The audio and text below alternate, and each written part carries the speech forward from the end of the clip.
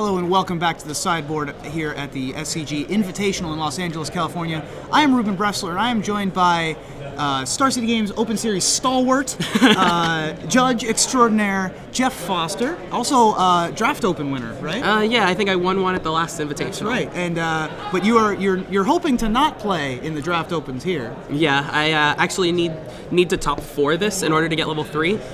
If I come in top 8, I will have 59 open points for the year. So that's not 60. Well, that is not 60. In order to get you there, you need to have a legacy deck, and you've brought an interesting legacy deck to the table. You've brought No Bug. Yes. Now, No Rug, which is Natural Order Rug, was a very popular deck while Mental Misstep was legal. Right. Natural Order sort of fell away, and you're trying to bring it back.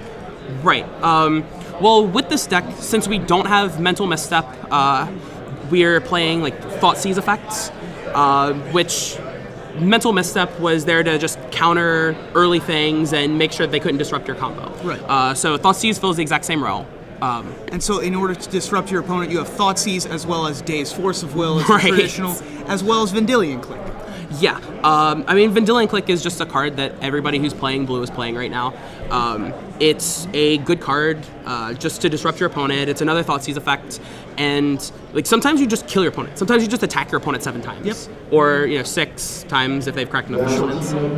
Now, No Rug was also famous for being the main way that Noble Hierarch came to be a legacy card, and instead of Noble Hierarch, you have Deathrite Shaman, which has of course become much more ubiquitous in Legacy and in Modern and in Standard and in every format that it could possibly be played in. So you have Deathrite Shaman as a way to power out your natural orders and get you to your end game. Right, like Deathrite Shaman is just generally a good card. We have 8 fetch lands in the deck, so it's almost always going to tap for mana. Like you're going to get wastelanded, stuff like that, and your opponent's playing wastelands and their fetch lands as well. It not only functions as a Noble Hierarch, but it also functions as Grim Lavamancer. Yeah. And there are times where the gaining 2 life isn't irrelevant either. It makes their Tarmogoyf smaller. Like sometimes you attack your Tarmogoyf into their Tarmogoyf, and then you shrink it down so both of them die if you need to trade or blocking or whatever. Sometimes against like the burn matchups, it's really good. Against the reanimation decks, it's really good. Against not No Rug, but Rug Delver, it's just insane. Yeah. Like their Nimble Mongooses will never be higher than a 1/1. And like against decks playing Snapcaster Mage, it's just one of the best cards in the format. Pretty much every deck in Legacy uses the graveyard in one way or another. Right. And Deathrite Shaman, of course, being a favorite, helps you control the graveyard better than pretty much every other graveyard deck. Now, the main thing that you're getting with Natural Order is Progenitus. Right. Progenitus is very, very good in some matchups, but not so good in several others. So what are the matchups that you want to be using the Natural Order to go get Progenitus? Any decks that have like not a very large number of creatures, but we'll have like 3 or 4 creatures out at one time. Any decks that you can reliably attack them twice before dying. Non-blue decks it's usually really good against, because if you get your Natural Order Force of Wills, it's just not good. Like you lose 2 cards, you lose a bunch of tempo. Usually it's just a Dryad Arbor, and you're losing your fetch land. But sometimes like you're losing your Tarmogoyf, sometimes you're losing your Deathrite Shaman, which on its own can kill you. Right. Or can kill them.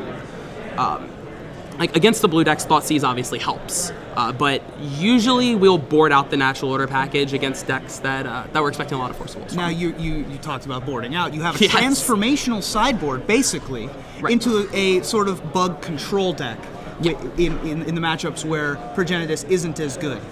You take out the sort of semi-combo element and become a Planeswalker control deck. Right. I mean, that getting out is something that's a little bit bad for me. If I get Slaughter Games or something like that, I would love for them to just slam Slaughter Games and name Natural Order, and then look through my deck and just see if there's no Natural Orders.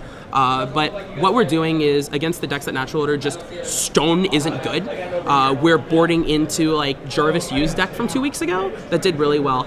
We're boarding into Bob's and Brooked Decays and just a couple more creatures, but it's mostly Planeswalkers. I'm really expecting to play a Bob game 2 and then just have my opponent just want me to flip a Progenitus, and I just never will. Yes.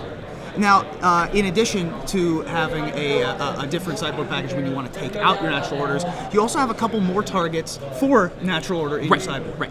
Talk to me about Imperial Archangel and Terastodon and what they're specifically for.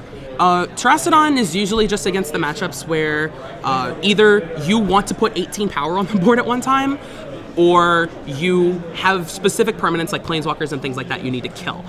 It usually doesn't come out it doesn't get natural ordered into as much as Progenitus does, but it's still there as a backup plan in case you draw your Progenitus. It's still there for game 2, which is another reason Vendilion Click helps. In testing, there have been several times where we've targeted ourselves with Vendilion Click. Put Progenitus on the bottom. Yeah, put Progenitus on the bottom and then natural order for it. Excellent. Imperial Archangel is against specifically the burn matchup. We were thinking about running Elder Scale Worm. Elder Scale Worm is really good because it puts you at 7 life and your opponent just can't ever burn you out. But there are times like against goblins where we found ourselves needing to crack fetch lands or needing to force goal or anything like that. And if you get below 7 life, the clause that puts you back to 7 life doesn't apply anymore. So we're playing Imperial Archangel. It's still really difficult for burn to deal with. If you have a couple creatures in play, then it's still really difficult for goblins to deal with.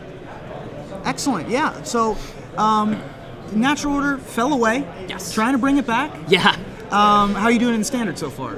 I'm 1-1. I'm playing red, white, blue, closer to Jerry's lists.